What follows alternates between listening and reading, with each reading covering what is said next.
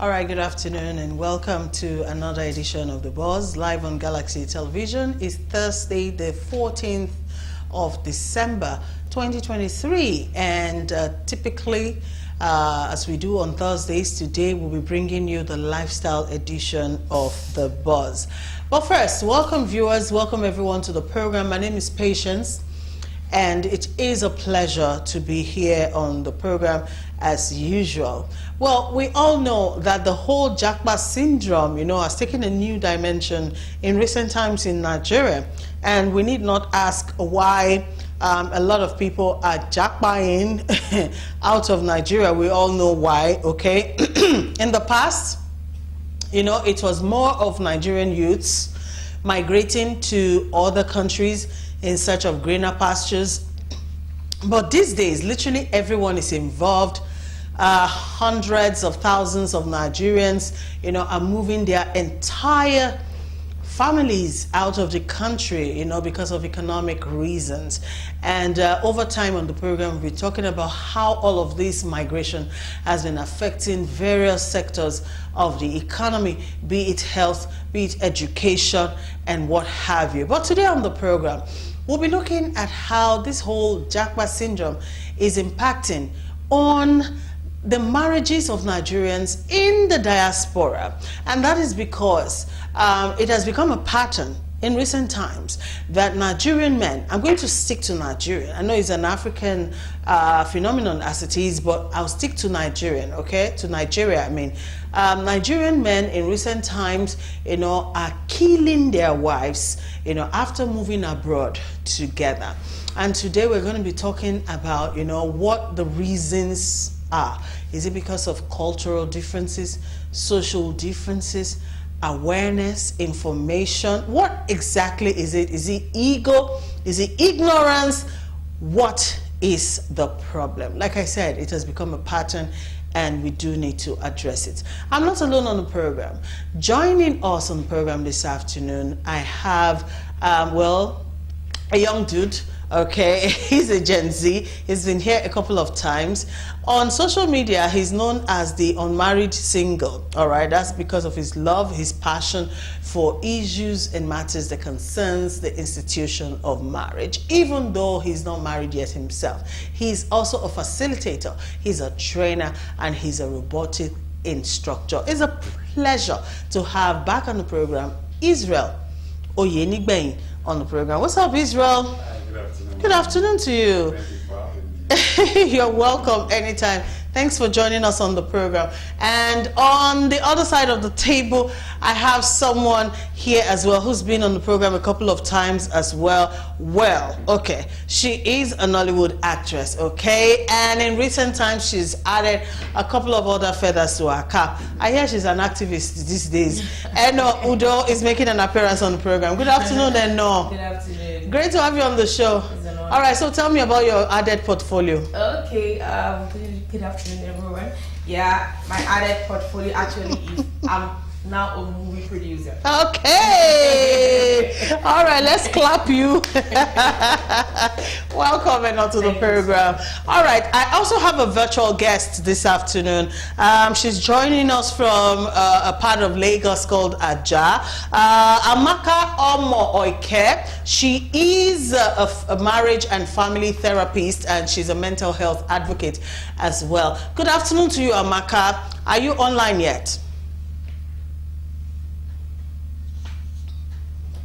Hello, Amaka, can you hear me? Okay, maybe we'll get back to Amaka in a bit. We have to keep the show going, as it were. All right, so back to our topic of discuss this afternoon. We're looking at the effects of the whole Japa syndrome on Nigerian marriages. All right, so let me cite some instances. Last year, Obinna Igbokwe shot his wife and her mother in the head, both of them in the head. The wife survived, but her mother wasn't that fortunate. She died.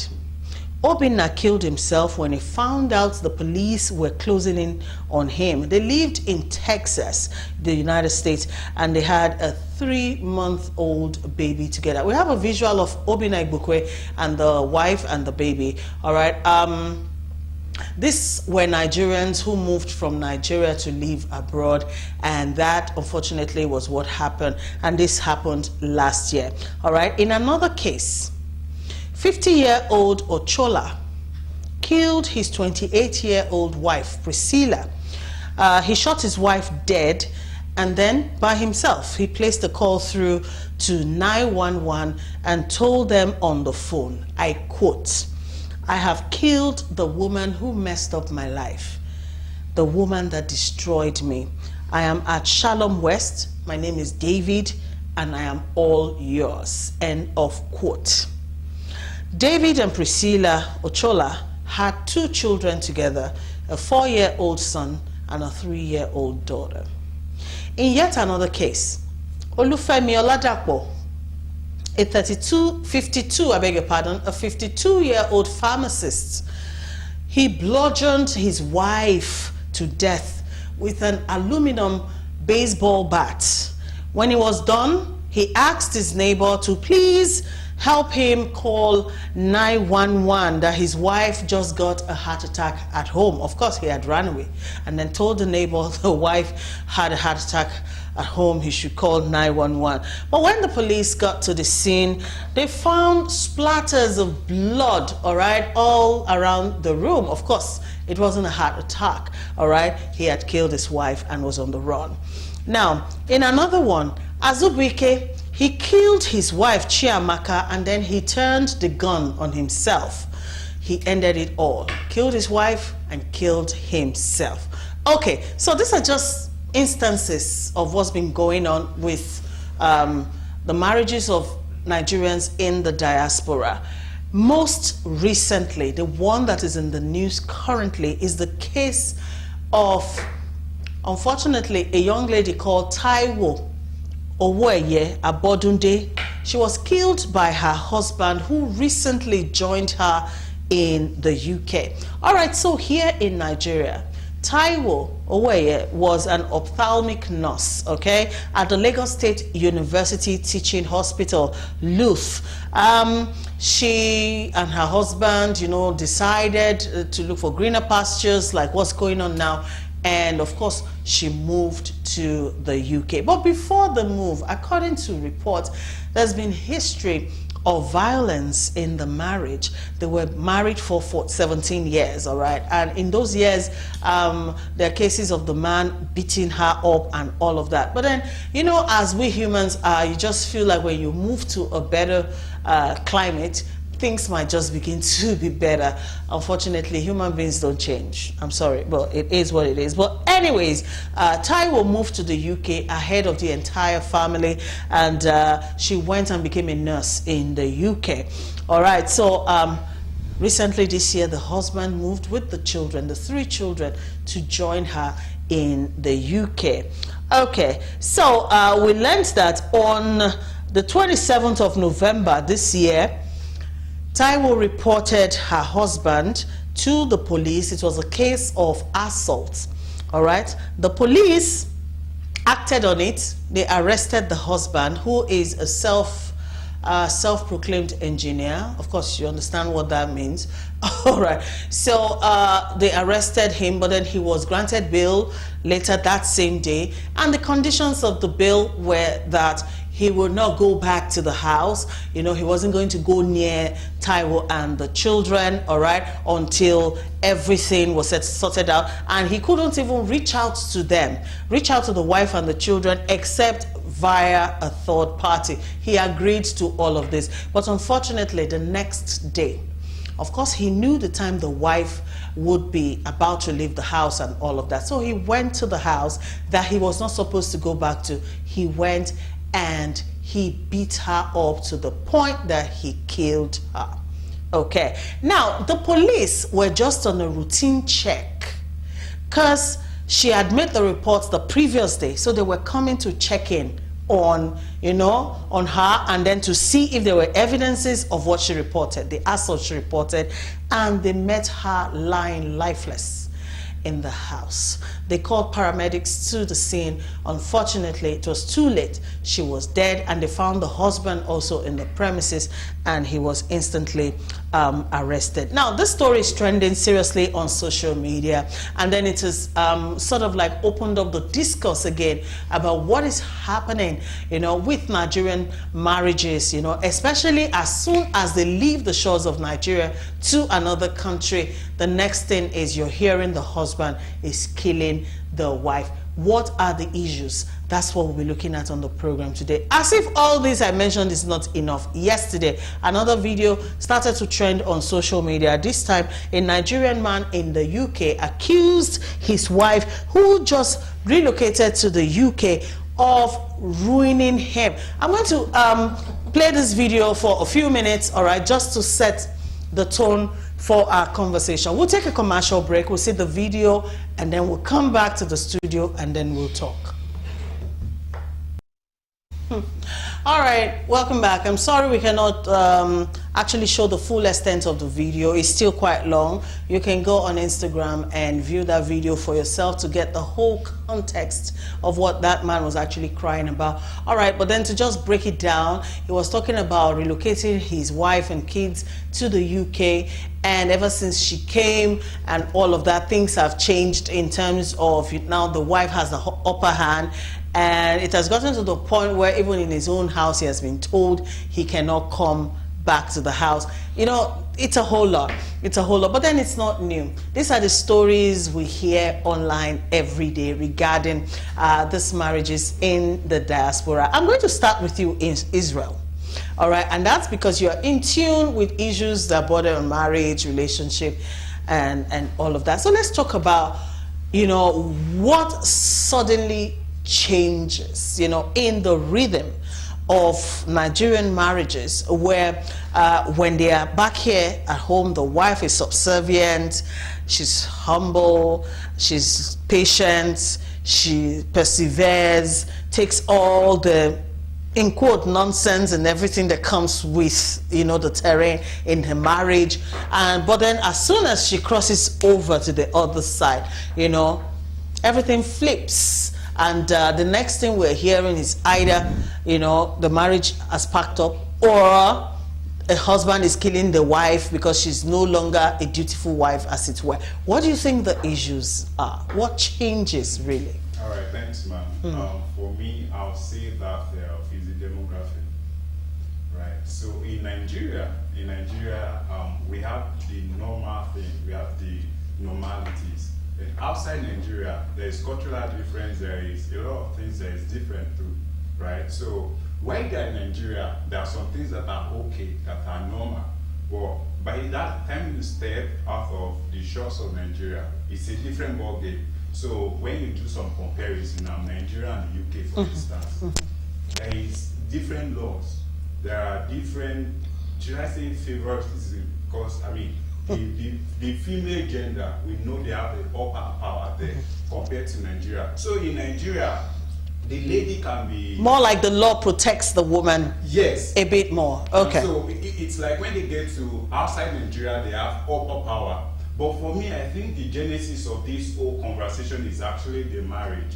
So people, when they are getting married, I believe that the whole goal of marriage is for couples to be one, like oneness. And for you to be one, it means there are a lot of things you've sorted out, right? You have the agreement, you know that this is not before the union. Yes, before the union, okay. You have agreement. So I believe that all of these things that we are seeing, they are there. But it's just that when they leave Nigeria, it's like the pressure is now getting worse. Like they say. Yes. And so what was hidden before now comes to the okay. All right. So these issues were underlying issues. Yes, all right. Even okay. All right. So it's culture that's now saying giving them power to find full expression. So I will give an instance. So why they're in Nigeria, obviously it's a man that always walk around to provide the money. The lady can be there, can be doing her thing. But by the time they relocate, the lady now gets more power. I mean, she makes more money. You see that there will be different because the guy sort of will be useless, if I could put it that way. In quotes. Yeah, in quotes. The guy will be useless because your madam now is making more money. And you know that you cannot mess up. She's empowered. Yes, the right. government is going to support her. Yeah. So it's not all men that can handle that. Like, it's not all Nigerian men that can handle that. And so when you track it down, there are some little issues that are lying there, right? So all of these things that are coming up is not just a one-time thing. By the time you track it, there is symptoms, even while they're in Nigeria, while they are still back in their own country, there are symptoms, there are narratives, but by the time they now leave, all of those things find full expression. And then it just becomes, you know, what it is, and that's why we're discussing it today. But then, let me come to you, you know, what are your thoughts, you know, on these issues? What do you think the reason is for the problems we're experiencing? In terms of the marriage, just like you said, I think how were they living before they relocated matters a bit. Because there's a reason they decided they wanted to relocate abroad for greener pasture, definitely. But the thing there is most times, no, we women, most times, apart from the cultural thing that actually favors us, when we get there, they have expectations. The women? Yes, especially. Okay. It's both sides, but more of the women. They have expectations and they want to get things done immediately. But when they don't start seeing these things falling in line, they start reacting. Most times, expectations are not always gotten immediately. They don't have that patience to actually wait with the man and actually, you know, follow it step by step. And the man at times to actually get temperamental over it. And since the other side favors the woman, you get, so anything the man is actually doing is going to fall back on him. So it's like that. All right, so let me bring another angle into the conversation. Now, all these people I mentioned in my narrative from the beginning, they have one thing in common in all the women. They were all nurses.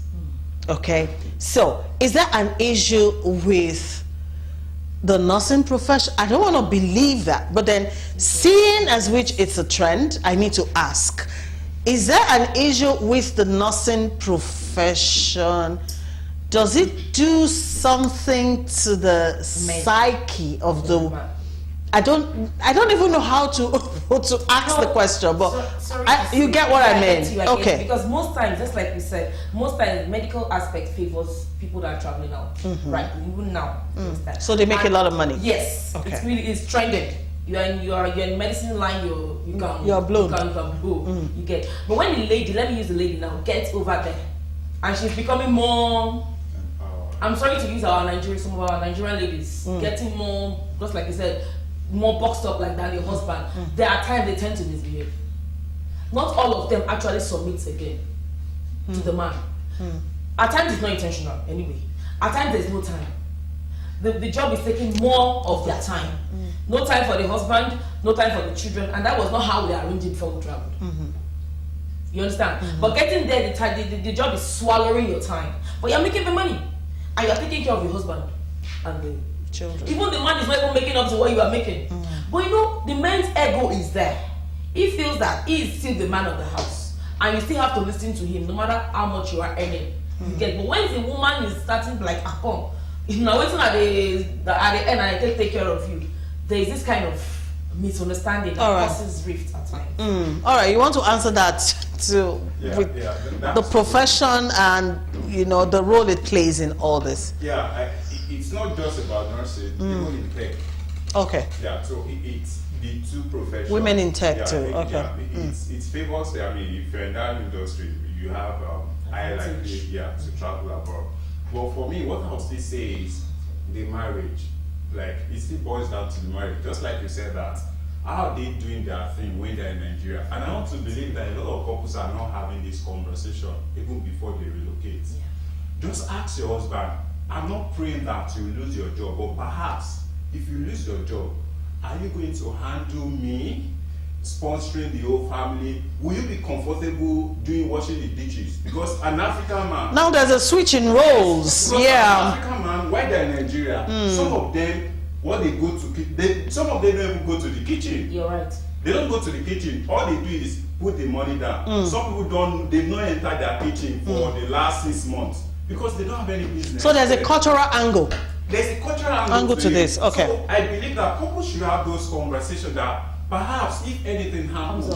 Sorry, I'm interjecting, but then as you're talking, the questions are coming to my head. So let me ask so I can flow. All right. So the cultural angle we're talking about, where the man just sees himself as a provider, and there are some roles that he assumes are not his, you know, and all of that. But then what changes if the same man, the same African man with the same set of cultural beliefs and everything, now marries a white woman?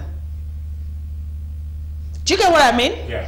Because then the man, the Nigerian man who doesn't wash plates before, now begins to wash plates. He must. He must. Okay, because now he's married. So what is the issue really? I don't want to believe it is because the culture tells him not to wash plates. There's something deeper in that. Is there, I don't want to say, is that racism? When preferences in terms of the skin color, your race, that makes a man behave in a certain way? Because the same African men, when they marry these Oyibos and all that, all the things they don't do for the Nigerian ones, they do for the... So how do we relate that to what we're talking about? I want to relate that, so there are different versions of African men now. So we have those ones that when they go hook up with an Igbo person, they tend to just submit and do all of that. But there are some of these typical guys that in their full regalia, in their full power, they don't do all of that. So while they're in Nigeria here, their own is to dictate, put in the money, just put everything together for me, I'm good. So by the time they now relocate, and based on the conversation, we now see that it's the woman that is doing the work. That is bringing the money home.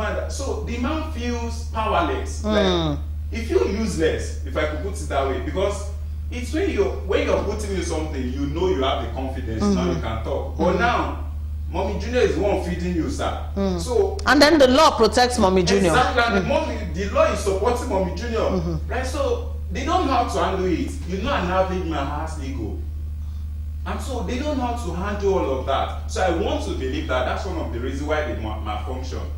But just like I said, if they have this conversation and they know that, I keep saying it, the purpose of a marriage is for us to be one. Like if you and your spouse are one, all this thing that we are talking about, the location, the pressure, you are meant to fight together, like as a team. Fight together, don't allow those things to penetrate. Okay, so basically, some Nigerian men particularly love the fact that as in the Igbo woman comes to Nigeria here to stay with him. Those are the ones that that have this ego thing, that knowing that once they cross over to the other side, it's gone. Yeah. So I know some men that actually prefer the woman staying here in Nigeria, where they can do the stuff continues. But going over to that side, my bro, even if he has to wash the undies, he has to, because just like we said, the law favors women over there. So she's working, she's back, her food is ready, everything is ready, there's no problem. The man has no choice. But over here is when he has that ego. But there is a no-no. All right, so let's talk about these laws, because at the end of the day, the laws we're talking about empowers the woman. I don't even want to see it like empowering the woman. It's like giving the woman a gun, but that's not really the case. The thing is, the law is just on the lookout for the woman, okay, and to make sure that she's not. Exactly, that is what the law is actually supposed to do. And the Nigerian men are not used to, you know, where a woman can actually report the fact that my husband maybe slapped me, or do you get, and then the man actually gets punished for it, where you can actually report a man and you can get a restraining order against. You can't come here, you can't do. So for some of these men, it's strange, you know, that house I built with my money, or I bought with my money, and then I can't. Exactly, I can't. All right, so now let's look at these laws. Are the laws bad then? They're not bad. They're not supposed to be bad. All right, so why has it turned everything ugly, though? The law is not bad. You know, the last, I think a few times ago when I was there, I talked about family culture, family tradition, right? So the men that are not used to punish like consequences. I said it that time that in a family setting, both the children, the mother and the father, they are all stakeholders in the family. And so when they have a meeting, when they are saying, okay, in this family, this is the law, this is the rule. Those laws, those rules are not meant to be put down by only the parents. It's a family meeting. So both the father, mother, and the children should be available. They are the one that will decide. I give an instance the last time that if anybody comes back to the house around 8 p.m., he or she is late already, there will be a consequence for that action. If people have been practicing that, men will know that for every action that they don't do very well, there will be consequences for it. And so that man needs to find, that man needs to something. But most men are not used to that thing. All right, hold your thoughts, Israel. We need to take another commercial break. When we come back, we'll be looking at this cultural angle to it, and also how men can begin to unlearn what they have learnt and then relearn, which is what is needed, especially if migrating to other countries is on your mind. We'll be right back.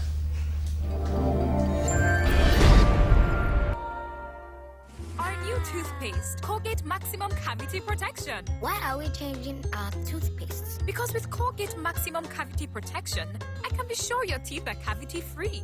When you brush daily with Colgate Maximum Cavity Protection, its expert formula locks natural calcium in our teeth and helps protect them from cavity. Colgate is the world's most chosen toothpaste. Colgate locks calcium in, keeps cavities out. The new Colgate Mini Pack is now available at just 300 Naira.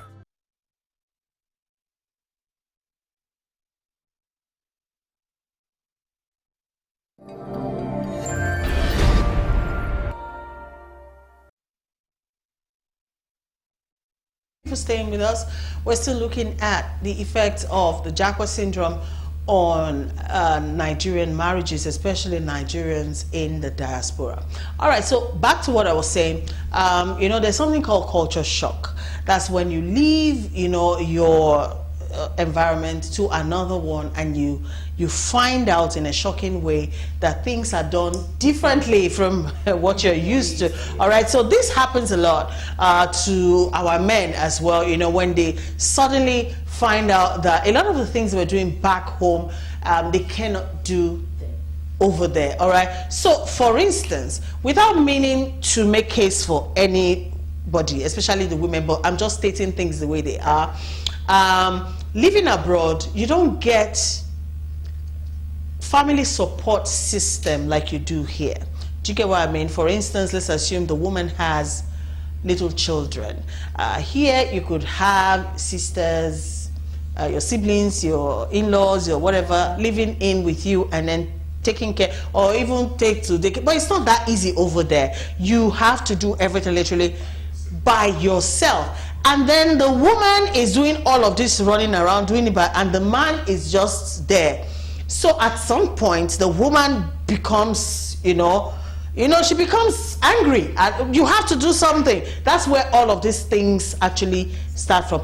Let's talk about these things, these cultural things, you know, that our men do here that is not going to necessarily work abroad, okay? So that they can begin to get sensitized and begin to start telling themselves before you jackpot. It's not just about you having the money to get your visa or to buy a plane ticket. No, there are things you need to also, you know, build yourself on, be aware of, so that when you migrate with your family, which is what is happening these days, you know, you don't run into problems. Let's talk about all of these things. What should men begin to unlearn and relearn, you know, so that there can be peace in the home? Yeah, thank you. I like what you said, that it's not just about the money, right? So Nigeria as a country is unique. Another country too is unique. So we can't compare. If you're going to Canada, the experience in Canada is different from Nigeria. So people that want to relocate or that want to Japa, they should have that mentality that where they are going to is going to be different from where they're coming from. Right, so I think there's this, permits me to use it, Bible passage that said, anyone that wants to build anything, you must first of all count the cost. You must first of all plan it. You must first of all do put the budget together before you build. So anybody that wants to travel abroad, I want to believe, first learn, like do a research. Of where you're going. All people that are there, ask them, guy, what is going on here? What's the best practice here? Like, just ask them. People don't just because you have money that you just process it and go. No, you need to have an understanding of what is accepted here, what is not accepted there. Because with knowledge, with asking questions, you get wisdom. You know how to behave. You know what to do. You know what is acceptable and what is not acceptable. And by the way, some people that leave Nigeria, they did not actually leave Nigeria because they carry Nigeria to where they go to. Like, there are some people that their mindset, they are staying in Canada, right? But their mindset is still. They are still exactly. Their mindset is still. They are still mushy. Do you understand? So I want to be anyone that is relocating, they should be open-minded. They should be able to learn. Like, be teachable. Don't be rigid. If you're rigid, it's going to be to your disadvantage because there are a lot of opportunities, a lot of possibilities that will just pass by your head. So for me, I believe that anybody that is traveling, there's a need for you to do research. Like, call people that are there, ask them questions. Don't import Nigeria, like Nigeria in your person, then you're not taking it to another place. No, that would be difficult for you. I know. Okay, before traveling abroad, I feel just like I said initially, they need to sit down and really talk to themselves because taking that next step could change a lot of things. A lot of things could happen and possibly go for counseling. We have people that counsel people before they travel because it's a whole new era going there. Then the woman especially should understand. The man doesn't really have an issue with this thing. The woman should understand that she is the one that makes the home. So where they are going to determine what will happen in the next 10 years, how that marriage will be. Do you understand? Because if she moves from one particular country to another country, it is still at home. But what is going to happen in the next 5 years still stands on the time, it still surrounds the woman. How the whole home will still be run. But everything cannot just be on the woman. It takes two to tango, though. Definitely. It takes two. But still, she's still the wife. Whether here or there. And she's still the wife. He's still the husband. Isn't he supposed to be the head, the leader? He's the shepherd of the flock, isn't he? And all that. What if she goes there? Anyways, what I'm trying to get to, really, I'm not trying to be funny because this is a serious issue. What I'm trying to get to is the fact that is there a problem with the way Nigerian men are raised or tuned mentally, especially when it comes to the issue of marriage, their perception, understanding, perspective of what marriage is there something wrong with it? Because once they cross over to another clime, marriage means something entirely new, you know, to them, because what they're used to, they find out is not. Is there something wrong? It's an African thing. It is. Okay. There's something wrong with it, yeah? There's something wrong. Okay. Tell us some, please. Yeah, so you know, there is marriage in the olden days is different from marriage in the new generation. Sure. Right? So people that are educated, the people that are educated in this generation are people that are able to learn and learn. They said people that ignorance. I don't know how to put that thing, but people that are educated, they are people that can learn and learn. So back in the days, a man, his own is to just provide, put everything in place. That's all how that's how they measure their success. Right? So the man will go out, go and do the hunting, go and do all of that. Just bring food to the house. The woman, she's the one at home. She's the one putting the food together, catering for the kids. Sometimes what the man will do is just give her the money. That's all. But just that in this generation, there are a lot of switch now. Women are not at home again. There are women that are CEO now. There are women that are business person. They have their brand, right? So for some men, they are still used to that old mentality, right?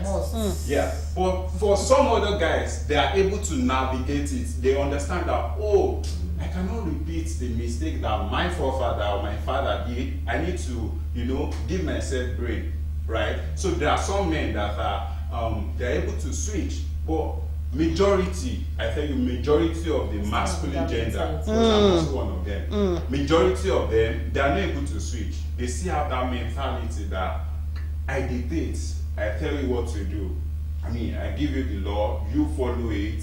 If you did not, I punish you. But that's not it. I told you, marriage is oneness. So the wife and the husband. In fact, let's leave. If we are talking about family, that's when we can include the children. But if we are talking about marriage, is the man and the woman. The man and the woman. So the man is not superior to the woman. Say that again. The man is not, as far as marriage is concerned, the man is not superior to the woman, because a man doesn't make a marriage. It's two of them that makes marriage. So both of them are stakeholder in that marriage. So a lot of men did not have that understanding, and so that's why they malfunction. Yes, I think the problem is in the English use. The man is the head. So there is just an assumption out there that, you know, he is superior, is the almighty, the one that cannot be touched. That's why I had to have you say that again. All right, so it's a partnership when you go into marriage, which means there shouldn't necessarily be gender roles when it comes to marriage, because these are where the issues come in. I mean, for crying out loud, if you're the husband, you're supposed to be the breadwinner, you're not winning any bread. You can turn to the nanny of that. Like, what is wrong with that? What is wrong with, if you have lost your job as a man, the wife has gone out to work, you can stay back at home and take care of the children. Do the school drop-off, all right? Actually do the laundry. Cook. Some men would rather die than do that. You said, what did you say? Prepare a delicious dish for her. For the woman that's gonna... She gives you a peck. What is wrong with that? But then African men see it as almost an abomination. Especially when the man's friend comes to say hello and he meets you, his friend in the kitchen cooking, and your wife went to work and he's like, I don't understand. She used now you they cook now. Now you cook now. That's okay. So you need to mind type of friends. Society, at times they really affect this. Yeah, you need to mind the type of friends, because your friends will determine your life too. Your friend determines your life. I believe that for married folks, you should have a community of friends that have similar value. Right, so what you believe in, your friends should believe in it, so that when they visit you or when you visit them, they won't be shocked. Even the parents too. Yeah, I mean, the mother can walk in and see you like trying to squeeze the napkin, your children, and like, I don't understand. The wife has tied your hair into a tree. Yeah, for parents, it's very difficult for you to. It's not going to be a one-time thing for you to say that idea to your parents. But I'm still referring to friends. For your friends should understand, because you're friends, so they know who you are. They know that I can change their pass now, the pampers. It's not for me to just change. It's not a big deal. I can pound. Every skill you learn, I think is an addition to you. It's not a minus. Skill is just feminine. There are no feminine skills. There are no masculine skills. Right? It's just the ego. Yeah, thank you. It's the ego. Now, this is where the problems start.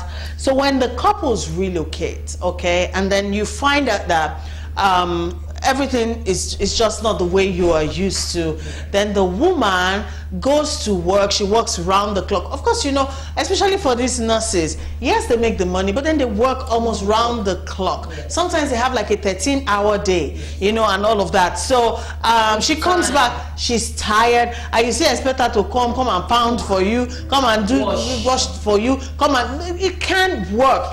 So I think this is supposed to be like an enlightenment to couples who intend to relocate. Please be prepared to do the work. You're not just going to go abroad and start plucking money from the trees. Everyone has got to work. It's an all hands on deck kind of a situation. So, but then for some of these men, all right, when they take their families abroad, and then the woman all of a sudden, let's be honest about it, she now realizes the power that she has. Let's call a spade, because then her eyes will open. And she will find out that she can actually be much more than just be a housewife. She starts working, she earns good money, and then windows of opportunities are open onto her that she can tap into. Plus, she knows that the law gives her a backing. All right, so sometimes it can get into the head. Let's be honest about it. But then that is where understanding comes in for both husband and wife and all of that. And like you rightly said, if you have had the talk before, you know, the relocation, then you understand each other a bit more and you can navigate and all of that. But then it's so sad that the way out for most of these men is just to kill the woman. Like you said, it's an ego thing. All right, so for them, they cannot begin to understand or to even take it that the woman I married with my money and brought all the way to the UK or US, I can't control her again. She's actually reporting me to the law. I can't come close to my house. I can't. It's a whole lot. But then killing your wife or the wife killing the husband, is that the way out? Is that the way?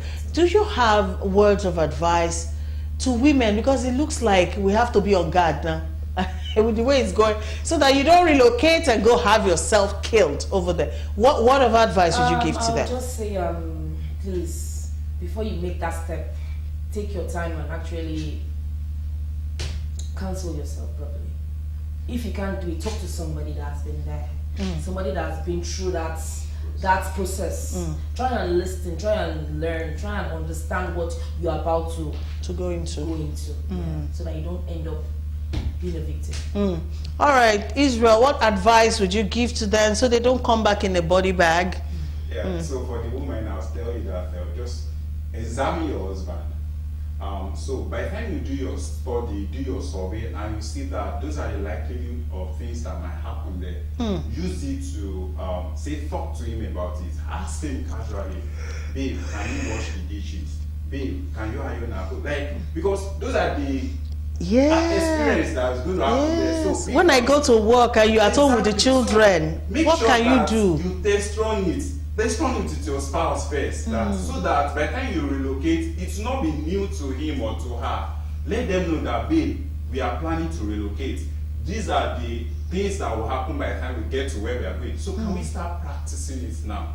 If you know you love me really, if I'm out, then you should wash the dishes and cook before I come back. I know you don't know how to cook, but can you boil the rice? But there are some men that you will do that with. You examine for a whole week, even 2 weeks, even a month, and they will tell you. I'm just saying, as in you keep on saying it day after day that babe, we'll still be traveling. Babe, hope you remember. But after a whole 1 month lecture, he wants to just get there. Once he gets there, he will remind you, I'm still the man of the house. All right. Okay, like I said from the beginning, it has become an issue to talk about in Nigeria, and that's because it has become a pattern.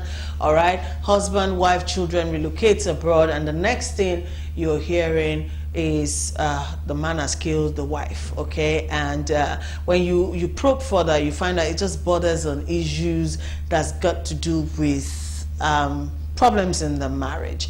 And then again, Israel did make a very valid point.